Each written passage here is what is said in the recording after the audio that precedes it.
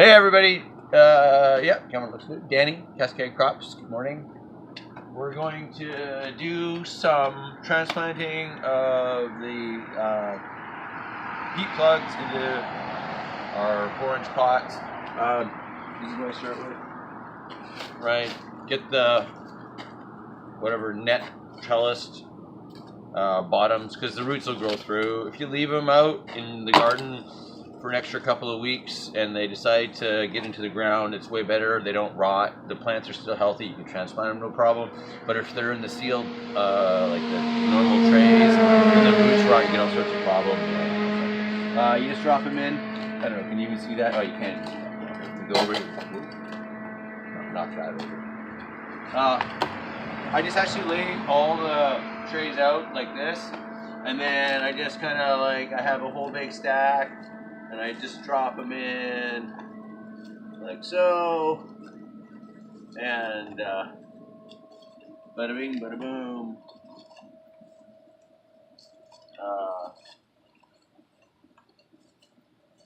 I actually, anyway,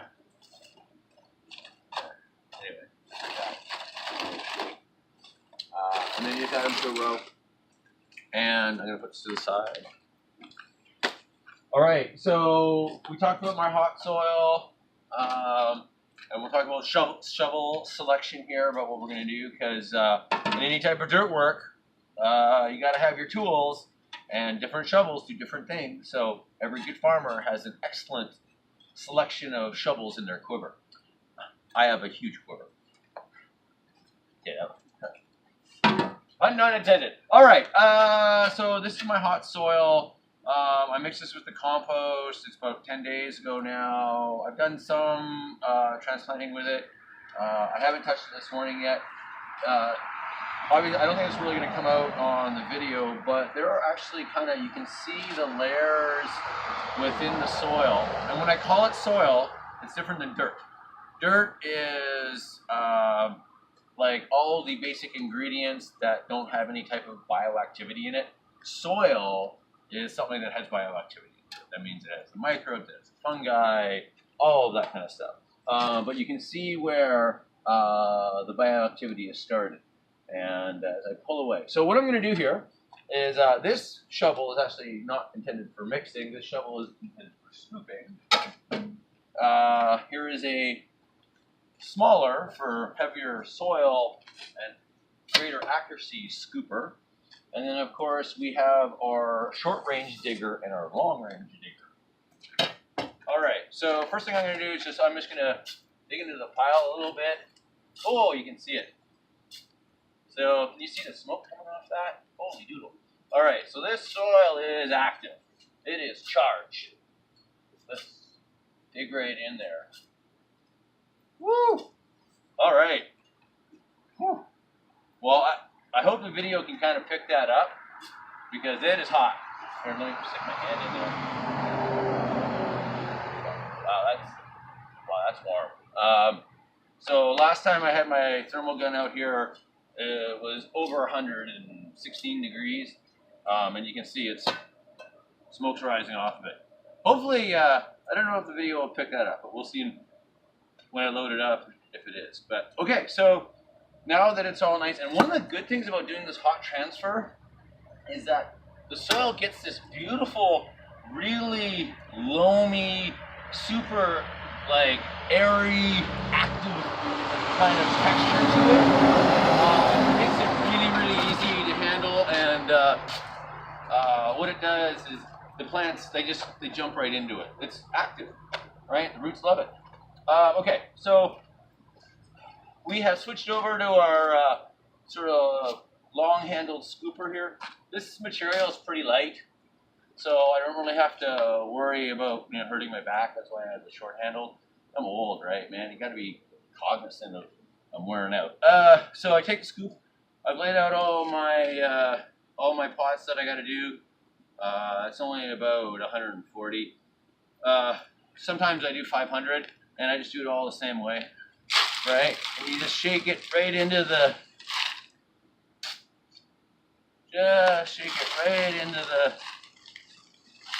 4-inch pots like that. Doesn't take very long. This is beautiful. Oh man, I am super stoked. The plants will supercharge on this. Awesome. All right. I should add some sort of soundtrack. That's what I need, a soundtrack. This whole new YouTube thing, trying to, get with all these YouTubers. It's quite the experience. I'm learning the tricks of the trade. All right, here we go. So I've scooped it all in, and then just fill the pots. Just like that. I always put tons on. Make sure you just get them all filled. And you want to fill them right to the top. Right to the top is what you want, because here's the thing, is that once you water them, of course, the soil it'll shrink. Like right now, it's super nice and light, and it's easy to work with. But like any transplant, you got to do it right away. You got to water right away, and so yeah, you'll get about half an inch, centimeter, depending on what measurement and system you use. So yeah, I just scrape the top off like that. Pot filled. So put the big spoiler away. We're done with that implement now. Just kind of give them a quick little shake.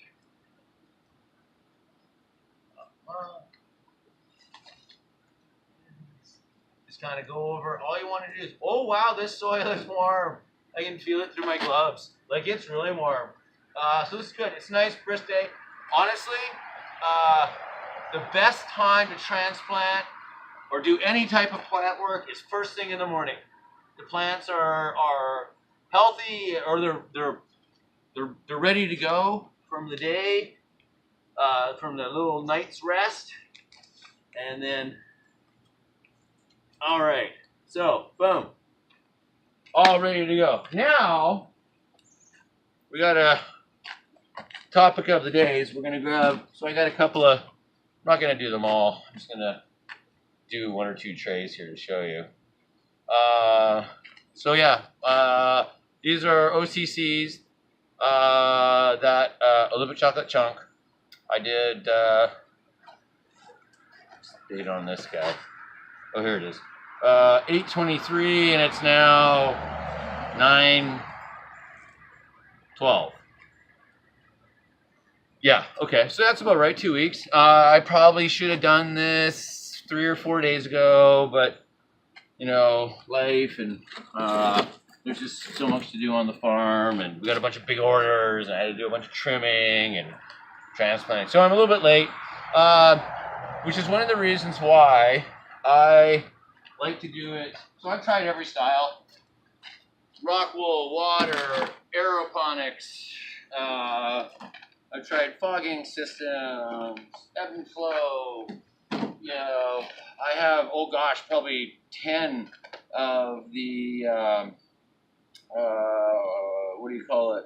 The aero cloners sitting out back. They're great. They work fabulous. Any one of those systems you can do well on, but you got to find the system that works for you. And I need an idiot-proof system because I'm an idiot. And all of those water systems, which I've had fantastic results on, if you don't pay attention for 1 minute and something goes sideways, you lose everything. And that's devastating. And I've had it happen, and I can't have that happen again. So I play dirt. Dirt is awesome. Well, soil, right? But I play soil because this is the greatest margin for error by far. If I don't water the plants for 4 days, yeah, they'll probably dry out, but I just got to water them, and 20 minutes later, they're okay, right? Imagine if that happened in a hydro system. Oh, you're done. Yeah. Okay, so moving on. We have all the pots filled now. I gotta dig the holes, right? I mean, I gotta dig the holes. I got these guys. Some hooks there. So yeah. That was a, see, way too dry. I haven't paid attention. Like I said, margin for error. These are great, man. Just throw them to the side. Morning I check them, night I check them. Just either breathe them or mist them, and I can forget about them. So, once a week I do a couple of trays, and I have way more than I ever need. Yeah, it's just part of the pattern. I'll do another one video on how I do the cloning. I got a super fast way. Like I said, I'm super lazy, man. I got a lot to do. All right. Let me just. So, getting on the point here, man. Danny, get on track. So, we gotta dig the holes now. So, I bet you didn't know that this shovel has two purposes. You can dig with this end and this end. And this is how we do it. So, basically, I found that this is the perfect implement for making your plug holes for a couple of reasons. First of all, like I said, ergonomics. Look at the ergonomics of this, right? My back is aligned. I'm not bending over. My knees don't hurt. My back doesn't hurt. I do have to say, though, after doing this 500 times, the wrist carpal tunnel does kick in. But yeah, so I can just basically go through the entire, so this is, essentially how I do it, right? And I just put them in a straight row, and if I would say doing it, I can probably, if you average everything out, it ends up being about, from cleanup to shut down, walk away, everything ready to go for the next day, probably about a minute a plant. That's what it works out to be. And that's from, including coffee breaks and smoke breaks and just kind of general screwing around during the day. I mean, you got to average all that out. All right, I'm just going to do two, but normally I would just go and do the rest. So, yay, we're done with the implements. Put that right there. So, even though this is hot soil, and like you can see, it's just strumming. It's super hot and like it's active already. I really like to use the mycorrhizae. This is the Endo-Ecto. Buy it in like 25-pound bags. Oh god, the name escapes me at the moment. Guys out of Oregon. Anyway, I get it right from the factory. Even right from the factory, it's like still $6 or $8 a pound in a 25-pound bag. So, but I mean, you only need a little bit of it. It goes a long way. And I call it. It's like cocaine for roots. If the party's already going like it is now, with the holy smoke, it's still steaming. If the party's already going and you add a little bit of this, woo! In like 3 days, if I pick up one of these pots, you'll see the roots coming out the bottom. And we just like quarter teaspoon, and you can get this stuff like most garden places have it.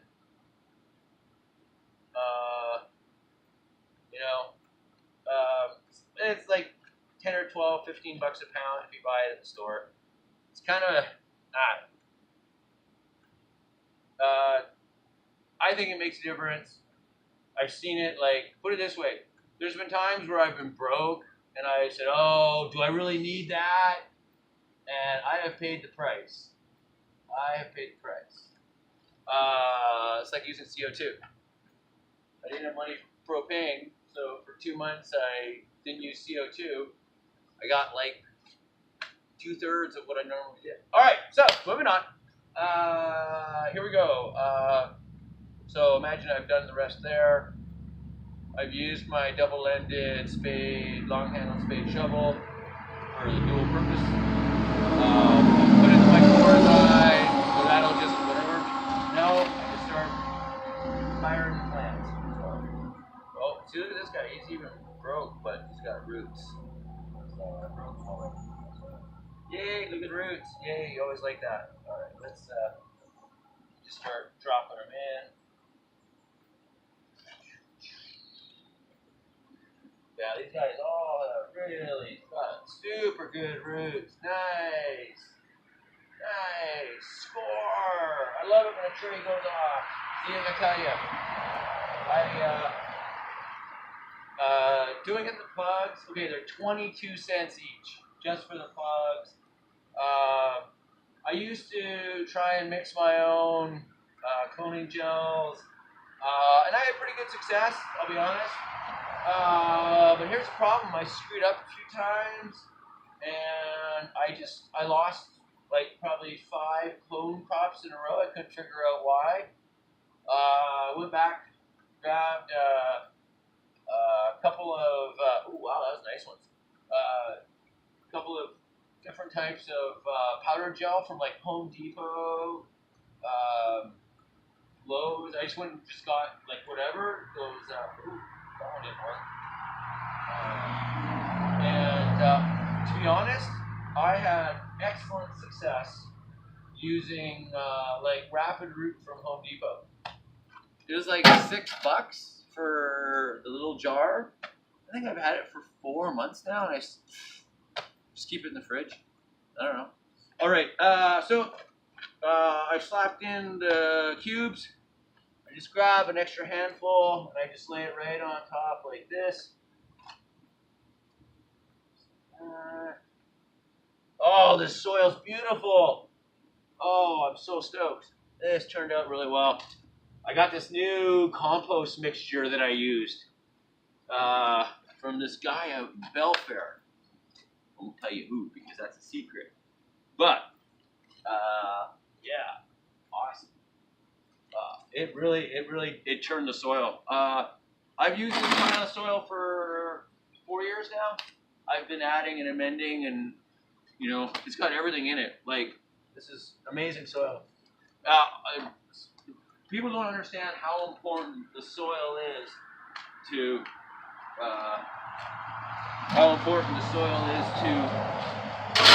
getting that finally good crop. All right, that's I always clean as I go.